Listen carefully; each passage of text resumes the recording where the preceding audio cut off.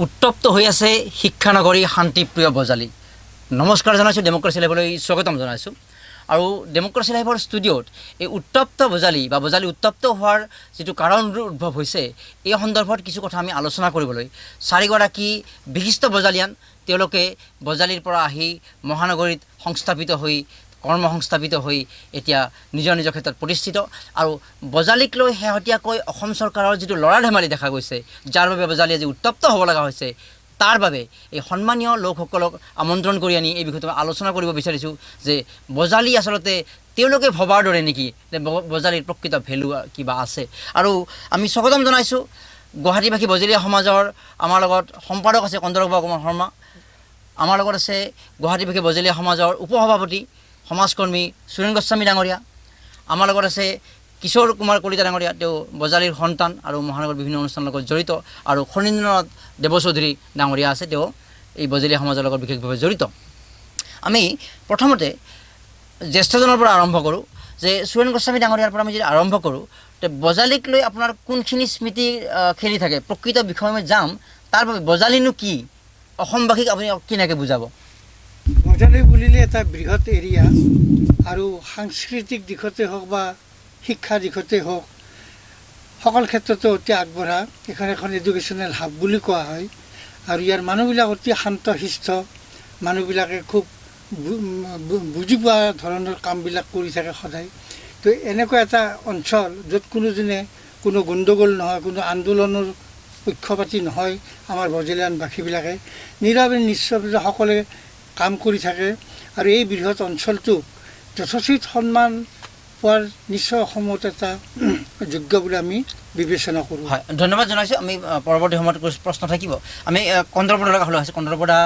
সাহিত্য সভাৰ লগত জড়িত, সমাজৰ বহু কামৰ লগত জড়িত, প্ৰান্তশ্ৰী আমাৰ অনুষ্ঠানৰ লগত জড়িত, এখন আলোচনীৰ লগত জড়িত আছিল। শেহতীয়াকৈ অসম চৰকাৰৰ যিটো সিদ্ধান্ত, এবাৰ জিলা ঘোষণা কৰিলে সৰ্বানন্দ সোণোৱালৰ দিনত,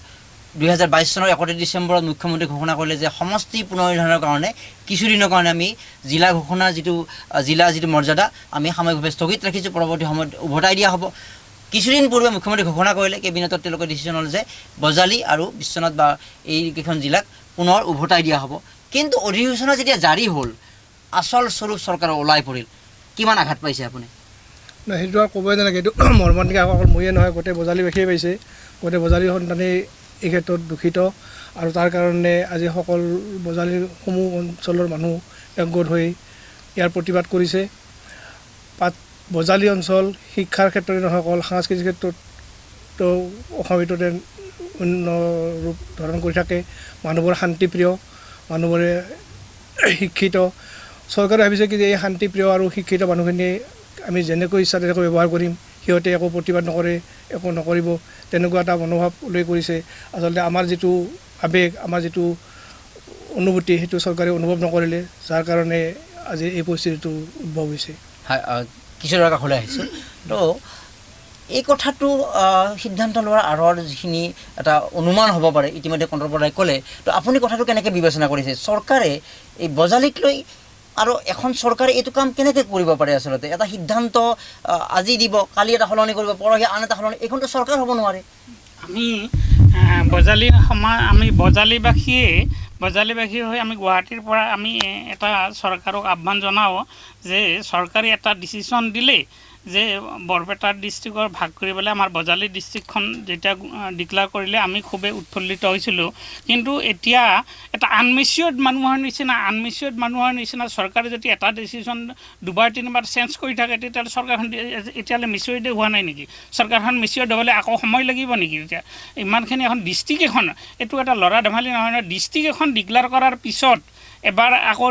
বন্ধ কৰি দিলে, আকৌ নেক্সট আৰু আকৌ এবাৰ দিলে যে বজালি দিলোঁ, এবাৰ আকৌ দিলে কি উপ ডিষ্ট্ৰিক্ট দিলোঁ। এইটো আমি বজালিবাসী গুৱাহাটী সমাজে এইটো ধিক্কাৰ দিছোঁ চৰকাৰক। অনতিপলমে এই ডিচিশ্যনটো চেঞ্জ কৰি পেলাই আমাৰ বজালি ডিষ্ট্ৰিক্টখন এখন সবল ডিষ্ট্ৰিক্ট হিচাপত যাতে হেৰি হয়, তাৰ কাৰণে আমি ডিষ্ট্ৰিক্ট প্ৰকাশ কৰাৰ কাৰণে আমি চৰকাৰক আহ্বান জনাইছোঁ। নিশ্চিতভাৱে আৰু এই আহ্বানক লৈ ইতিমধ্যে আমাৰ কিছু ফটোগ্ৰাফো দেখুৱাব বিচাৰিছোঁ যে বজালি উত্তপ্ত হৈ আছে আচলতে কি দল কি সংগঠন কি ছাত্ৰ সকলো ওলাই আহিছে আৰু ওলাই আহি প্ৰতিবাদমুখৰ হৈ পৰিছে আমি খনীন্দ্ৰ দেৱচৌধুৰী ডাঙৰীয়াৰ কাষলৈ যাব ওলাইছোঁ তো এই বজালিৰ সৈতে আমাৰ বিশেষ সম্পৰ্ক প্ৰত্যেকৰে নিজৰ যিখিনি জন্মভূমিৰ প্ৰতি যিমান দূৰত নাথাকিলেও সেই টানটো থাকে চ' এনেকুৱা হয় সিদ্ধান্তবোৰে যথেষ্ট আঘাতৰ কাৰণ হৈ পৰে আচলতে খনীন্দ্ৰ দেৱচৌধুৰীয়ে কি মন্তব্য দিব আচলতে আমাৰ বজালীবাসীক এইটো এটা ডাঙৰ আঘাত দিলে চৰকাৰে বাৰে বাৰে আমি বহুত বছৰ আগৰ পৰাই বজালী জিলা দাবী কৰা হৈছিল তাৰপিছত সৰ্বানন্দ সোণোৱালৰ দিনত আমাক বজালী জিলা দিলে বজালীবাসী নথৈ আনন্দিত হ'ল তাৰপিছত এই ল'ৰা ধেমালি আৰম্ভ হ'ল এবাৰ দিলে এবাৰ নিলে এনেকৈ থাকিলে এতিয়া আমাৰ আচলতে আমাৰ বজালী আমাৰ বহুত বেছি হেৰি নালাগে আমাৰ যিখিনি আছে আগৰ যিখিনি আছিল সেইখিনি অঞ্চলক লৈয়ে আমাৰ বজালী জিলা লাগে অতি সোনকালে 17 তাৰিখৰ ভিতৰত অন্য যিহেতু বাকী 3খন জিলাক তেওঁলোকে প্ৰশাসনিক কাম কাজ আৰম্ভ কৰিব আমাৰ বজালী জিলাটো 17 তাৰিখৰ একেলগে আমাৰ প্ৰশাসনিক কাম কাজ আৰম্ভ কৰি বজালী জিলা পুনৰ ঘোষণা কৰিব লাগে এইখিনি আমাৰ গুৱাহাটীবাসী বজেলীয়া সমাজৰ পৰা মই চৰকাৰক অনুৰোধ জনাইছোঁ আমি আশা ৰাখিছোঁ এই কথা এই দাবী এই মন্তব্য কাণত পৰিব কাৰণ এইসকল বিজ্ঞ ব্যক্তি এটা কথা তেওঁলোকে বহু ভাবি চিন্তি কয় আমি কন্দৰ্প কুমাৰ শৰ্মাৰ ওচৰলৈ আহিছোঁ বহুতে এনেকৈ ক'বলৈ আৰম্ভ কৰিছে যে বহু ভিতৰুৱা গাঁৱৰ সংঘ ক্লাব যিবিলাক অশিক্ষিত ব্যক্তিৰ দ্বাৰা পৰিচালিত হয় তাতো এনেকুৱা খেলি মেলি নহয় যে গভৰ্ণমেণ্টখনৰ যিটো ডিচিপ্লিনাৰী যিটো পজিশ্যন এইটো ক'ৰবাত ব্যাহত হৈ গৈছে যে এতিয়াই নহয় ইয়াৰ পূৰ্বেও কোনোবা মন্ত্ৰী এটা ডিচিশ্যন লয় যে গাঁৱত ঘৰ বান্ধিলে কৰ দিব লাগিব পিছদিনা জনসংযোগৰ পৰা বিবৃতি উলিয়াই দিয়া হয় মুখ্যমন্ত্ৰীৰ নামত যে এইটো নহয় আৰু এনেকুৱা বহু কথা হৈছে অৰ্থাৎ এখন চৰকাৰ চলিবলৈ আচলতে যিটো ষ্টেণ্ডাৰ্ডৰ প্ৰয়োজন সেই বিল' ষ্টেণ্ডাৰ্ডলৈকে গুচি গৈছে নেকি ক'ৰবাত নহয় এতিয়াতো আমি যিখিনি গম পাইছোঁ বা যি জানো অসমতো চৰকাৰ থকা বুলি একো ক'ব নোৱাৰি আচলতে চৰকাৰটো নাই ইয়াতে একনায়ত্ববাদ চলি আছে আৰু যাৰ পৰিণতিত আজি অসমৰ ৰাইজে জীয়াটো ভুগি আছে অকল বজালীয়ে নহয় গোটেই অসমবাসীয়ে বিভিন্ন কাৰণত বিভিন্ন দিশত এই কৰি আছে বিশেষকৈ বজালীবাসীৰে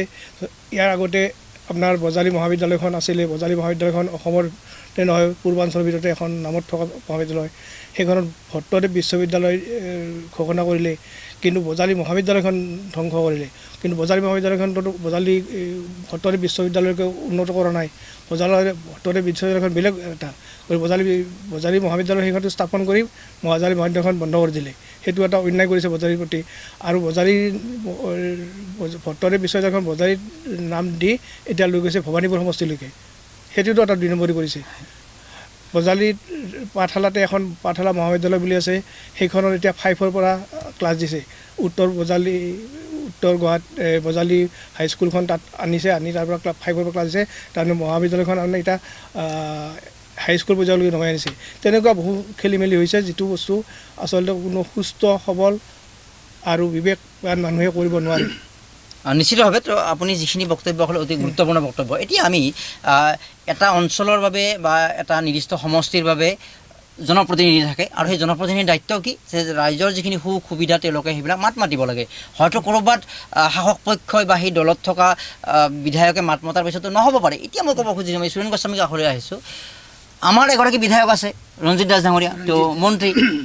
আৰু বজালীতে পৰা আন এটা সমষ্টি ভৱানীপুৰ সমষ্টি যদিও অধুনানত্ব তো ভৱানীপুৰ সমষ্টিৰ বিধায়ক ফণী তালুকদাৰ আছে তো কালি যেতিয়া প্ৰতিবাদ হ'ল বা তেওঁলোকৰ বজালী জিলা সমিতিৰ বিজেপিৰ যিটো সভাপতি নগেন চৌধুৰী ডাঙৰীয়া আছে যিটো প্ৰতিবাদ হ'ল যুৱ ছাত্ৰ পৰিষদ বা ৰাস কমিটি বজাৰ কমিটি ছাত্ৰ সেই প্ৰতিবাদত কিন্তু সেই মানুহখিনি নাহিল কিন্তু ভোট গ্ৰহণৰ পূৰ্বে ভোট লাভৰ পূৰ্বে ৰঞ্জিত দাস ডাঙৰীয়া কোৱা এতিয়াও মোৰ মনত আছে কোনোবাই যদি তেওঁক ছাৰ বুলি কয় মোকতো ছাৰ বুলি কৈছে মই দাদা মই তোমালোকৰ মাজৰ এজন তোমালোকৰ মাজৰ এজন দাদা বুলি ক'ব দিয়া সেই ৰঞ্জিত দাস ডাঙৰীয়া এতিয়া ক'লৈ গ'ল তো আপুনি জনপ্ৰতিনিধিক কি ক'ব তেওঁৰ এইটো কৰ্তব্য আহি তেওঁ নিজে সেই কথাটো আগভাগ লৈ পেলাই তেওঁ প্ৰতিবাদ কৰিব পাৰিব লাগিছিল যেনে বজালীখনক আমি আগতে ঘোষণা কৰিছিলোঁ মানুহবিলাক উৎসাহিত হৈছে দিবই লাগিব এইখন বুলি তেওঁ কোৱাটো তেওঁৰ কৰ্তব্য ৰঞ্জিত দাসে তাৰ MLA হিচাপে তেওঁতো প্ৰায় মিটিঙতে কৈ থাকে মই নিজেও বহুকেইখন মিটিঙত উপস্থিত থাকি শুনিছিলোঁ যে বজালীবাসীৰ কাৰণে মই যিমান কৰিব লাগে মই চব কৰিম বুলি কৈ থাকে সদায় কিন্তু এই সিদ্ধান্তটো লোৱাৰ পিছত বজালীবাসীৰ মানসিকতাটো কিমান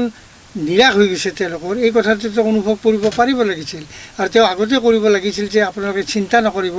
আমি এই ব্যৱস্থাটো কৰিম, আমি জিলাখন পুনৰ ঘূৰাই দিম, এনেকুৱা এটা আশা তেওঁ দিব পাৰিব লাগিছিল। কিন্তু তেওঁ সেইটো নকৰি আমাৰ মানসিকতাক কিমান কষ্ট দিছে সেই কথাটো তেওঁ অনুভৱ কৰাটো নিতান্ত প্ৰয়োজন আছিল। হয়, কন্দ্ৰবাবুমাৰ সমাৰ ডাঙৰীয়া ওচৰলৈ আহিছোঁ। তো দাদা যিটো ক'লে যে জনপ্ৰতিনিধিৰ দায়িত্ব কি, যে তোমালোকে কি দুখত আছা কি সুখত আছা এইটো অনুধাৱন কৰাটোৱে হ'ল দায়িত্ব। হয়তো 100% সমাধান কৰি দিব নোৱাৰিব পাৰে, কিন্তু জনপ্ৰতিনিধিগৰাকীয়ে ৰাইজৰ দুখ হৈছে, প্ৰতিবাদ কিয় কৰিছে? দুখ হৈছে কাৰণ তেওঁলোকৰ এনেকুৱা এটা মৰ্যাদা অপমান কৰা হৈছে। কিন্তু দুয়োগৰাকী জনপ্ৰতিনিধি, আমি বাৰু পাঠাচাকুছি সমষ্টি হিচাপত যদি কওঁ, ৰঞ্জিত দাস ডাঙৰীয়াই কালি যিটো পাঠশালা হৰি মন্দিৰত হওক বা যি প্ৰতিবাদ হৈছিলে, ৰাজপথ ঘেৰাও বা বিভিন্ন ৰাজপথ অৱৰোধ বা তেনেকুৱা, এষাৰ তেওঁলোকে যোগাযোগ নকৰিলে, অৰ্থাৎ নিজৰ গাড়ীৰ প্ৰতিহে তেওঁলোকে চিন্তিত। সেইটোতো এতিয়া যিবিলাকে ৰাজনীতি কৰি আছে প্ৰত্যেকৰে সেইটোৱে চিন্তা, নিজৰ আসনখন কেনেকৈ ৰক্ষা কৰিব পাৰি। অকল অসমতে নহয়, ভাৰততো তেনেকুৱা চিন্তা, দিছপুৰতো চিন্তা, আৰু সমষ্টিৰ MLA বিলাকৰ সেইটোৱে চিন্তা। গতিকে সেই কিবা মাত পাতিলে, মুৰব্বীজনৰ বিপক্ষে গ'লে তেখেতৰ পদটো কাটাই যায় নেকি, তেখেতৰ পদবীটো বিলুপ্ত হয় নেকি, সেই ভয়তে এতিয়া কোনো নামাতে, কোনো আগবাঢ়ি নাহে। সমষ্টিবাসীয়ে যি কৰে কৰক, যেনেকৈ মানে মৰক, কেৱল মোৰ গাড়ীখন ৰক্ষা হ'ব লাগে, মোৰ পদটো থাকিব লাগে, এতিয়া সকলোৰে সেইটোৱে চিন্তা। নিশ্চিতভাৱে। তো আমি ৰঞ্জিত দাস ডাঙৰীয়াক এটা এইখিনিতে অনুৰোধ জনাব বিচাৰিছোঁ যে আপুনি যেতিয়া এজন মানুহৰ মৃত্যু হয়, তেওঁৰ খবৰ ল'ব যায়, এইটো দায়িত্ব হিচাপে ঠিকে কৰে, কিন্তু যেতিয়া এটা অস্তিত্বৰ প্ৰশ্ন আহি যায়, এতিয়া জিলা এখন দিয়া নিদিয়াটো এখন চৰকাৰৰ সিদ্ধান্ত থাকে, কিন্তু দিয়াৰ পিছত উপায়ুক্ত নিযুক্তি দিয়াৰ পিছত, SP নিযুক্তি দিয়াৰ পিছত, চৰকাৰী বাধ্যবাধকতাৰ বাবে সাময়িকভাৱে বাতিল কৰাৰ পিছত, আৰু যেতিয়া দিম বুলি কোৱাৰ পিছত তাক আকৌ উপজিলা কৰা হয়, এয়া কিন্তু সেই যে আপুনি মানুহৰ ঘৰে ঘৰে কোনোবা মৃত্যু হোৱাৰ পিছত খবৰ ল'বলৈ যায় ব্যক্তিগতভাৱে, তাতকৈও কিন্তু এই যিটো অভাৰঅল গোটেই বজালী কেন্দ্ৰিক যিটো এটা অস্তিত্বহীনতাৰ প্ৰশ্নটোৰ আপোনাৰ এই নীৰৱতা, সেই বিষয়টো ক'ৰবাত নাটক হিচাপেহে চিহ্নিত হয় আচলতে। গতিকে এই ক্ষেত্ৰত আমি কিশোৰ দাৰ পৰা মন্তব্য জানিম। তো জনপ্ৰতিনিধিক আমি কিয় লাগে আমাক? আমি ৰঞ্জিত দাস ডাঙৰীয়াক বিশেষভাৱে ক'ব খোজোঁ যে তেখেতে যাতে এই ইনিচিয়েটিভটো এটা সবল নেতৃত্ব লয়, আৰু তেখেতক আমি পাঠাচাকুছি সমষ্টিৰ আঁকোৱালি লৈছোঁ আৰু ল'ম। কিন্তু তেখেতে আমাৰ এইটো যিটো সন্ধিক্ষণত আমি উপনীত হৈছোঁ, বজালী ডিষ্ট্ৰিক্টৰ মানুহখিনি, তেখেতে এটা সবল নেতৃত্ব ল'ব লাগিছিলে, আমি কিন্তু তেখেতক লোৱা দেখা নাই। যাতে অনাগত দিনত যাতে তেখেতে আমাৰ বজালী ডিষ্ট্ৰিক্টৰ এই যিটো প্ৰব্লেম ফেচ কৰিছোঁ, এই হেৰিটোৰ সবল নেতৃত্বৰে তেখেতে সমাধান কৰে। এইখিনিয়ে মোৰ ৰঞ্জিত দাস ডাঙৰীয়ালৈ বিশেষ অনুৰোধ থাকিল। হয়, খনিন্দাৰ পৰা এষাৰ লওঁ এই ক্ষেত্ৰত। এতিয়া আমাৰ বজালী জিলাখনত দুজন জনপ্ৰতিনিধি আছে, এজন মাননীয় তালুকদাৰ, ফণীধৰ তালুকদাৰ, আৰু ৰঞ্জিত কুমাৰ দাস, তেখেত কেবিনেট মন্ত্ৰী। দুয়োগৰাকী শাসক পক্ষৰ দুয়োগৰাকী শাসক পক্ষৰ, কিন্তু এতিয়া তেওঁলোকে এই সংক্ৰান্তত এই দুদিন একো মাত মতা নাছিল। আজি ৰঞ্জিত দাস ডাঙৰীয়াই অকণমান কোৱা দেখিছোঁ যে আমাৰ হ'ব বুলিতো কৈয়ে আছে, কিন্তু এইখিনি যে কৰিলে মাজতে, এইখিনি ৰাইজক বহুত মানে দুখ দিলে। তেখেতে বহুতখিনি কৰিছে পাঠাচাকুছি সমষ্টিৰ, কিন্তু এই যিখিনি এতিয়া কৰিলে, এইখিনি আগৰ তেওঁৰ হেৰিখিনি নোহোৱা কৰি দিলে বুলি ভাবোঁ। গতিকে আমি তেখেতক অলপ, যদি তেখেতে পাৰে, অলপ তেখেতৰ মতে কেবিনেট মন্ত্ৰী হিচাপত অলপ চিফ মিনিষ্টাৰক কিবা কৈ আমাৰ 17 তাৰিখৰ ভিতৰত আমাৰ সেইকেইখন জিলাৰ লগত আমাৰ বজালী জিলাখন কাৰ্যক্ষম কৰিব লাগে। হয়, হয়, ধন্যবাদ। কাৰ্যক্ষম কৰিব লাগে, আৰু কাৰ্যক্ষম কৰিব লগা এই প্ৰক্ৰিয়াতকৈ এইখিনি সময়ত আটাইতকৈ গুৰুত্বপূৰ্ণ আমাৰ দৃষ্টিত যে যিখিনি মানুহ আজি ক্ষোভত আছে, খঙত আছে, উত্তপ্ত পৰিৱেশ সৃষ্টি হৈছে, সেই মানুহখিনি কিয় দুখত আছে, কিয় এনেকুৱা পৰিস্থিতি হৈছে, ৰাইজৰ মাজলৈ যোৱাটো প্ৰয়োজন আছিলে। গতিকে এবাৰ সেই দৃষ্টিৰে মন্ত্ৰীগৰাকীয়ে বা আমাৰ জনপ্ৰতিনিধিগৰাকীয়ে ভাবি চাব। এতিয়া হয়তো তেওঁলোকে আমাৰ কন্দ্ৰপদাই কোৱাৰ দৰে ক'ৰবাত শিক্ষাত আমি আগবাঢ়ি আছোঁ, আমি শিক্ষিত, আমি নম্ৰ, বজালী বুলি ক'লে সকলোৱে এটা সুন্দৰ নাম আছে গোটেই অসমত, গোটেই ভাৰতবৰ্ষত। গতিকে সেইফালৰ পৰা তেওঁলোকে কি দৃষ্টিৰে চাই এই সিদ্ধান্ত লৈছে তেওঁলোকৰ কথা, কিন্তু বজালীবাসীয়ে আজি ক'ব যে বজালীতনো কি আছে, বজালি জিলা পোৱাৰ যোগ্যতা আছেনে নাই বা বজালি আচলতে অসমৰ মানচিত্ৰত গুৰুত্ব পাব লগাকৈ অৱদান যোগাইছেনে নাই আমি কন্দ্ৰপদাৰ পৰা আৰম্ভ কৰোঁ বজালি সম্পৰ্ক এখন ছবি অসমবাসীক আপুনি কেনেকৈ দিবলৈ ভাল পাব কি পৰ্যটন কি ক্ৰীড়া কি নাট্য নগৰী বা কেনেকুৱা বজালি কি আচলতে বজালিতো শিক্ষানগৰী নাট্যনগৰী হয় তাৰোপৰি বজালিত আছে আপোনাৰ পৰিৰসৰ দেৱালয় যিটো নেকি বহু শ বছৰ পুৰণি ভগী গোসাঁই ঘৰ চামৰা গোসাঁই ঘৰ এনেকৈ ধৰ্মীয় অনুষ্ঠান বহুত আছে কালিয়া নদীৰ আছে আপোনাৰ পহুমৰা নদী আছে পহুমৰা নদীৰ পাছত এতিয়া আপোনাৰ বহুত এই পৰ্যটনৰ কাৰণে বহুত ব্যৱস্থা কৰিছে স্থানীয় লোকসকলে আৰু বজালিতে আছে আপোনাৰ জালিঘাটৰ এখন এছিয়াৰ ভিতৰত ডাঙৰ গছ এডাল আছে যিজন নেকি এছিয়াৰ ভিতৰত বৃহৎ গছ বুলি কোৱা হয় বজালি হ'ল আপোনাৰ ভূটানৰ লগত সংযোগ কৰা একমাত্ৰ ওচৰ ঠাই একদম ওচৰতে থাকে বজালি লগতে বজালিতে আছিলে আপোনাৰ ভাৰতৰ ভিতৰতে ডাঙৰ কৃষি ফাৰ্ম কলীয়া এইটো ককলাবাৰী ফাৰ্ম সেইখন বজালিতে আছিলে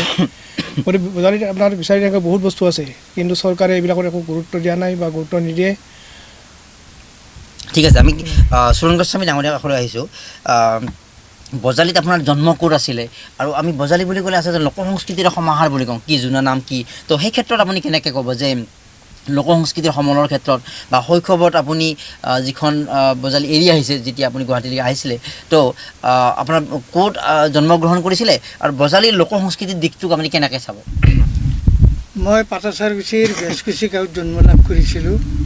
সৰুৰ পৰা মই তাতেই আছিলোঁ লোক সংস্কৃতি বুলিলে পাটাচাৰকুছি বুলিয়ে নহয় গোটেই বজালিখনেই বিখ্যাত আনকি দেৱদাসী নৃত্য যিটো আমাৰ ভাৰতবৰ্ষত অন্য ক'তোৱেই নাই সেই দেৱদাসী নৃত্য আমাৰ বজালিতে আছে পাঠশালাত এটা সময়ত চলিছিল ৰত্নেশ্বৰ তালুকদাৰে সেইবিলাক শিক্ষা দিছিল আৰু ডুবিৰ নতুন নৃত্য ইত্যাদি যিবিলাক কালচাৰ আছিল লোকগীত লোক সংস্কৃতিৰ নাট্যকলা মই নিজে এজন অভিনেতা আছিলোঁ সেই সময়ত তেতিয়া আমি কঁপাই তুলিছিলোঁ গোটেই অসমতে পাটাচাৰকুছিৰ নাট্যকলা বুলিলে তাক সকলোৱে জানিছিল তো তেনেকুৱা এটা হেৰিত ফুটবল ভলীবল ইত্যাদি খেলাৰ ক্ষেত্ৰতো পাটাচাৰকুছিৰ এটা সুনাম আছিল অৱশ্যে বৰপেটাৰো আছিল তেনেকৈ বৰপেটাৰো ভলীবল বা ফুটবল খেলাৰ লগত খুব এটা আমাৰ সম্পৃক্ত আছিল কিন্তু পাটাচাৰকুছিৰ ভলীবল ফুটবল ইত্যাদি নাট্যকলা লোকগীত লোক সংস্কৃতি আমি যিবিলাক লোক সংস্কৃতি এতিয়া কৰি আছোঁ আমি সেইবিলাক পাটাচাৰকুছিতে আমাৰ বীজ ৰোপণ হোৱা নাট্যকলা গীত বাদ্য আদি যিবিলাক শিকিছিলোঁ সেই সৰুতে পাটাচাৰকুছিৰ পৰাই আমি সেইবিলাক শিকিছিলোঁ গতিকে পাটাচাৰকুছিৰ সমস্ত দিশতে বজালিখন গোটেই বজালিখনেই সমস্ত দিশতে বোৱা কটা শিল্প বাঁহৰ শিল্প ইত্যাদি কি নাই বজালি অঞ্চলত সেই সমস্ত দিশতেই বজালি অঞ্চল অতি ধনী মাটিৰ শিল্পই হওক বাঁহ বেতৰ শিল্প হওক তাৰপিছতে পুতলা শিল্প হওক ইত্যাদিবিলাক সমস্ত দিশতেই মাজতে ধৰি মই কথাটো কৈছোঁ যে ৰাজেন দাস পৰিচিত যি লাইফ ইন এ পাপেট আমাৰ বজালিৰ ভালুকীৰ ৰঞ্জিত দাস ডাঙৰীয়া সেই পৃষ্ঠপোষকতা কৰিছিল তেওঁ জানে সকলোৱে জানে আচলতে গতিকে বজালিৰ সেই পুতলা নাচৰ শিল্পীসকলক লৈ চিনেমা নিৰ্মাণ কৰিছিলে আৰু সেই ৰাজেন দাস বিখ্যাত পৰিচালক গতিকে সেই ধৰণৰ পৰিচালক বা সেনেকুৱা বিষয় আমাৰ লগত আছে আমি খনিন্দাৰ কাষলৈ আহিছোঁ তো আপুনি গুৱাহাটীলৈ অহাৰ পূৰ্বে বজালিৰ কোনটো ঠাইৰ পৰা আহিছিলে ক'ত জন্মগ্ৰহণ কৰিছিলে আৰু বজালিক লৈ যেতিয়া আপুনি বাহিৰত যায় বা গুৱাহাটীবাসীৰ আগত যেতিয়া বন্ধুবৰ্গ লগ পায় কোনখিনি কথা কৈ গৌৰৱবোধ কৰে আপুনি মোৰ ঘৰ পাটাচাৰকুছিৰ মোৰ গাঁও আগৰ সৰিয়হ চাকলা আছিল আৰু তাৰ পৰাই মই আহি বৰ্তমান গুৱাহাটীত স্থায়ীভাৱে বসবাস কৰিবলৈ 85ত আহিলোঁ মই যেতিয়া আমাৰ অসম আন্দোলন হৈছিল আমি প্ৰথম অসম আন্দোলন আমাৰ তেতিয়া আমি আৰম্ভ কৰিছিলোঁ বজালিত মই বজালি কেন্দ্ৰীয় ছাত্ৰ সন্থাৰ সভাপতি আছিলোঁ 1975 চনত যেতিয়া জৰুৰীকালীন অৱস্থা হৈছিল চাৰিওফালে চৰকাৰে হেঁচাডেল চববিলাক বন্ধ হৈ গৈছিল আমাৰ বজালি ছাত্ৰ সন্মিলন নিষ্ক্ৰিয় হৈ গৈছিল তেতিয়া মই পাটাচাৰকুছি বিদ্যাপীঠৰ সাধাৰণ সম্পাদক আছিলোঁ আৰু তাৰপিছত যেতিয়া 79ত আৰম্ভ হ'ল তেতিয়া আমি গণসংগ্ৰাম পৰিষদ গঠন কৰি চাৰিওফালে আন্দোলন প্ৰসাৰ কৰিলোঁ আৰু তেতিয়া আমাৰ শ্বহীদ হৈছিলে বামাখাটাৰ ঐক্যেন্দ্ৰ তালুকদাৰ, শ্বহীদ ঐক্যেন্দ্ৰ তালুকদাৰ আৰু দুজন হৈছিলে। আচ্ছা, তাৰপিছত আমাৰ অসম আন্দোলনত আমাৰ বহুত হেৰি আছে, বজালী অঞ্চলৰ, গোটেই বজালী অঞ্চলৰ বহুত অৱদান আছে। তাৰোপৰি আমাৰ আগৰ স্বাধীনতা আন্দোলনতো আমাৰ বজালীৰ বহুত অৱদান আছে। নিশ্চিতভাৱে। তো আমি কিশোৰৰ কাষলৈ আহোঁ। যেতিয়া আপুনি আন কাৰোবাক লগ পায় যি বজালীৰ বিষয়ে জানিব আগ্ৰহ কৰে, তো কোনখিনি কথা তেওঁলোকক কৈ আপুনি গৌৰৱ বোধ কৰে? ক্ৰীড়াৰ ক্ষেত্ৰতে হওক বা দুই এটা উদাহৰণ কিবা দিব পাৰে নেকি যে ক্ৰীড়াৰ ক্ষেত্ৰত এনেকুৱা উল্লেখযোগ্য ব্যক্তি যি অসমক শাসন কৰা শব্দটো নকওঁ, যে তাৰ পৰা আহি অসম বা ৰাষ্ট্ৰীয় পৰ্যায়ত উজ্বলি উঠিছে, এনেকুৱা দুই এটা উদাহৰণ কিবা? আমাৰ বজালী ডিষ্ট্ৰিক্টৰ বহুতখিনি হেৰিতে আগবঢ়া আছে। আমাৰ হিমা দাস যেতিয়া আমাৰ এথলেটিক্সৰ পৰা হেৰি কৰিছিলে, আমাৰ নিপন দাস ডাঙৰীয়াই কোনে প্ৰশিক্ষক, কোনে ওলাই হিমা দাসক কোনে ওলাই আনিছিলে? নিপন দাস ডাঙৰীয়া ওলাই আনিছিলে। আৰু নিপন দাস ডাঙৰীয়াৰ বজালীত ঘৰ, পাঠশালাত ঘৰ তেখেতৰ। তেনেকুৱা বহুত কেইগৰাকী মানুহ আমাৰ পাঠশালাৰ বহুতকেইটা অনুষ্ঠানৰ লগতে জড়িত, তেনেকুৱা বহুত কেইজন মানুহ আছে। আমাৰ বজালীৰ প্ৰথম অসম আন্দোলনত শ্বহীদ হোৱা মানুহজন কোন আছিলে? আমাৰ খৰ্গেশ্বৰ তালুকদাৰ আমাৰ বজালীত আছিলে। বজালীত শ্বহীদৰ ভূমিকা আজি তেওঁলোকে এক প্ৰকাৰ আমি অপমান অপমান কৰিছে। এইটো আমাৰ যিটো অসম চৰকাৰে আজি বজালী ডিষ্ট্ৰিক্টত এবাৰ দিব এবাৰ নিব, এইটো আচলতে আমাৰ বজালীৰ মানুহখিনিক অপমান কৰিছে। আমি অপমান ফিল কৰিছোঁ হেৰিটোৰ, যে এইটো অতি সোনকালে আমাৰ বজালী ডিষ্ট্ৰিক্টখনৰ আকৌ ডিক্লেয়াৰ কৰিব লাগে আৰু তাত যিখিনি কাম বজালী ডিষ্ট্ৰিক্ট হিচাপত যিখিনি এডমিনিষ্ট্ৰেশ্যনৰ কাম আৰম্ভ কৰিব লাগে, এইখিনিয়ে মোৰ চৰকাৰলৈ বিশেষ অনুৰোধ। হয়, কন্দ্ৰপদা, আপুনি কোনখিনি ঠাইৰ পৰা গুৱাহাটীলৈ অহাৰ পূৰ্বে ক'ত জন্মগ্ৰহণ কৰিছিলে আৰু সেই ঠাইখিনিৰ বিষয়ে বা বজালীৰ কোনটো অংশৰ বিষয়ে কি ক'ব? মই বজালীৰ পাঠশালাৰ ওচৰতে বৰবাংগাঁৱৰ বামুণপাৰা চুপাৰ পৰা আহিছোঁ, তাতে জন্মগ্ৰহণ। মোৰ বজালী উচ্চতৰ মাধ্যমিক বিদ্যালয়তে শিক্ষা গ্ৰহণ, বজালীতে শিক্ষা। আৰু তাৰ পিছত গুৱাহাটীলৈকে আহিলোঁ, গুৱাহাটীত শিক্ষা শেষ কৰি ইয়াত থাকিলোঁ। বজালীত যেতিয়া মই আছিলোঁ তেতিয়া বজালী হায়াৰ ছেকেণ্ডেৰীৰ পত্ৰিকা সম্পাদক আছিলোঁ, বজালী হায়াৰ ছেকেণ্ডেৰীৰ সম্পাদক আছিলোঁ, ছাত্ৰ সন্থাৰ লগত জড়িত আছিলোঁ, অসম আন্দোলনত অংশগ্ৰহণ কৰিছিলোঁ। আৰু আমি যদিও ভাৰতৰ স্বাধীনতা আন্দোলন পোৱা নাছিলোঁ, বজালীৰ পৰাই শ্বহীদ মদন ৰাউতা কোচ আৰু মদন বৰ্মনে শ্বহীদ হৈছিল ভাৰতৰ স্বাধীনতাৰ কাৰণে। হয়, আৰু তেনেকৈ আমাৰ অসম আন্দোলনতো অসমৰ পৰা শ্বহীদ হৈছিল ঐক্যেন্দ্ৰ তালুকদাৰ আৰু অসমৰ প্ৰথম শ্বহীদজনক খৰ্গেশ্বৰ তালুকদাৰ, বৰ্তমান বজালী জিলাৰে ব্যক্তি। তেনেকুৱা বজালীৰ অৱদান চবতে আছে। অসম লোকসভা আয়োগৰ প্ৰথম অসমীয়া অধ্যক্ষজনে আছিল বজালীৰ কামেশ্বৰ দাস। আমি তেখেতসকলৰ এতিয়া কৰিছিলোঁ সিদিনা স্মৃতিকৰণ। তেনেকৈ বজালীৰ অসমৰ প্ৰথম মহিলা MBBS ডক্টৰগৰাকীয়ে আছিল বজালীৰ। তেনেকৈ ক'লে বজালীৰ আপোনাৰ শেষ নহ'ব, অসংখ্য আছে। আমি যদি সাংস্কৃতিক দিশত চাব যাওঁ, সংগীত নাটক একাডেমি বঁটা পোৱা আমাৰ যিটো ৰামকৃষ্ণ তালুকদাৰ বজালীৰ, বা নীলিম কুমাৰ বিখ্যাত কবি বজালীয়া সমাজৰ, তেওঁ তেনেকুৱা আছে। আমাৰ বাঁহী কাকতৰ সম্পাদক দীননাথ শৰ্মা বজালীৰ, সুদক্ষিণা শৰ্মা বজালীৰ বোৱাৰী। অসমৰ এই এতিয়া কবিসকলৰ যদি নাম লওঁ, আমি ডক্টৰ অৰ্চনা পূজাৰীৰ নাম ল'ব লাগিব, তেখেত বজালীৰে বোৱাৰী।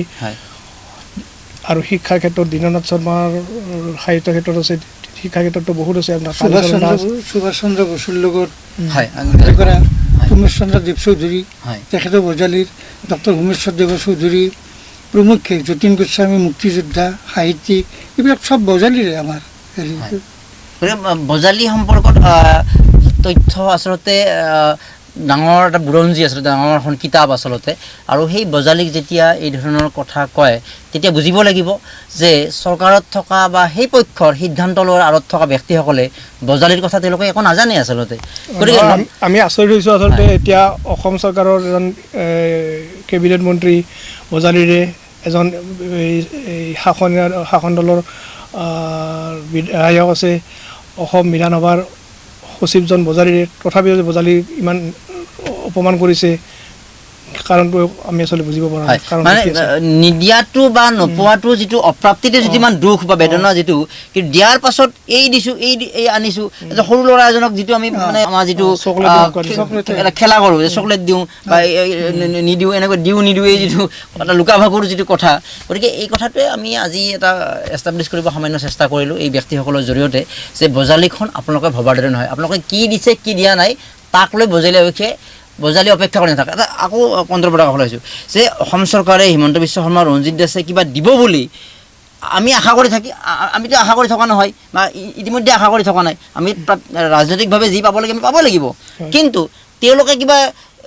দিয়া নিদিয়াক লৈ যে আমি আগবাঢ়ি নাযাম এইটোতো নহয় আমি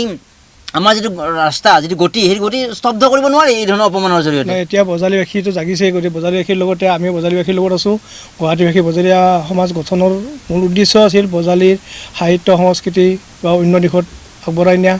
বজালীৰ হকে কাম কৰা যিহেতুকে এতিয়া বজালীবাসীয়ে অপমানিত হৈছে আমিও বজালী হিচাপে আমিও অনুভৱ কৰোঁ বজালীবাসী হিচাপে আমিও অপমানিত হৈছোঁ আৰু এই অপমান আমি সহ্য নকৰোঁ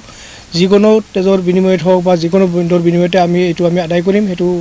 কোনেও ইয়াক ৰোধ কৰিব নোৱাৰে অখনিন্দা শেষত যিসকল ব্যক্তি প্ৰতিবাদ কৰি আছে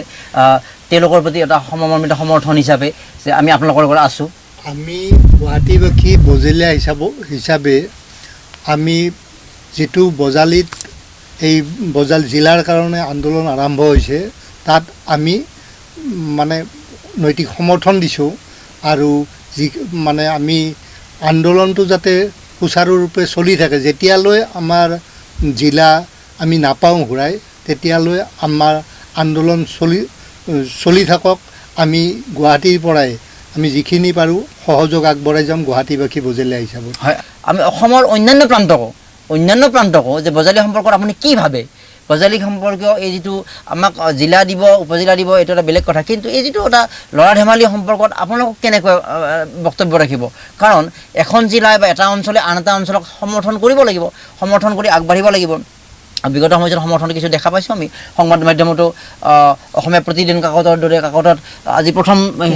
বেনাৰ হেডলাইন কৰি তেওঁলোকে গুৰুত্ব সহকাৰে প্ৰকাশ কৰিছে বা ছাত্ৰ সন্থাই মাত মাতিছে গতিকে অন্য জিলা অন্য ঠাইৰ প্ৰান্তৰ আমাৰ দৰ্শক যিসকলে অনুষ্ঠান চাব আপোনালোকে আপোনাৰ মন্তব্য লিখক চৰকাৰৰ এই সিদ্ধান্তক আপুনি কি ক'ব খোজে বজালী সম্পৰ্কত আপুনি কি ক'ব খোজে আৰু যিসকল বৰ্তমান বজালীত নাই বা অসমত নাই বা ভাৰতবৰ্ষৰ বিভিন্ন প্ৰান্তত বা দেশৰ বিভিন্ন প্ৰান্তত বা বিশ্বৰ বিভিন্ন প্ৰান্তত আছে তেওঁলোককো অনুৰোধ জনাইছোঁ যে আমাৰ এই সাক্ষাৎকাৰ আপুনি যিমান পাৰে সিমান বিয়পাই দিয়ক আৰু এই বিয়পাই দি আচলতে আমাৰ যিখিনি শক্তি আমাৰ যিখিনি একতা আমাৰ যিখিনি বৌদ্ধিক সমল এই কথাখিনি বিশ্ববাসীৰ মাজলৈ লৈ যোৱাৰ ক্ষেত্ৰত আৰু যিসকলে বুজিব খোজা নাই তেওঁলোকক আকৌ এবাৰ বুজাই দিয়াৰ ক্ষেত্ৰত সকলোৱে এবাৰ সংকল্প লওক আমি সুৰেন গোস্বামী ডাঙৰীয়া চন্দ্ৰকুমাৰ শৰ্মা ডাঙৰীয়া কিশোৰ কুমাৰ কলিতা ডাঙৰীয়া খনিন্দ দেৱচৰী ডাঙৰীয়াক প্ৰত্যেককে ধন্যবাদ জ্ঞাপন কৰিছোঁ আৰু গুৱাহাটীবাসী বজলীয়া সমাজে সুন্দৰ কাম কৰি আহিছে আৰু আগন্তুক সময়তো তেওঁলোকে সুন্দৰ কাম কৰি বজালীৰ বিভিন্ন দিশক আৰু সেই প্ৰতিভাৱানসকলক আগবঢ়াই নি সন্মান দি এটা পৰিচিত কৰাই দিয়াৰ ক্ষেত্ৰত আগন্তুক সময়তো অধিক ভূমিকা পালন কৰিব বুলি আশা ৰাখি সকলোকে নমস্কাৰ জনাই আমি আজি এই আলোচনা ইমানতে সামৰণি মাৰিছোঁ